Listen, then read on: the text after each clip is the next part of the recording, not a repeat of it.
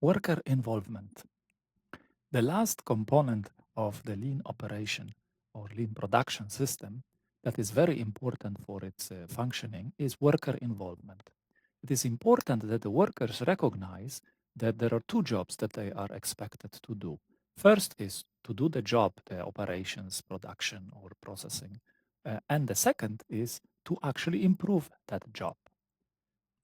For that, there have to be incentives, but also there has to be time allocated to process improvement so that in the process improvement, workers, for example, can meet in the so-called quality circles where they can jointly discuss and solve some problems and continuously improve the processes, what is called Kaizen.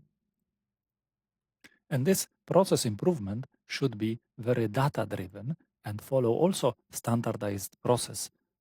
So, for example, the quality circles should use tools such as control charts or fishbone diagrams, which help us discover the causes of problems, root causes of problems, or 5 whys, which basically is the idea of asking repeatedly why until we zoom in on the actual root cause of the problem.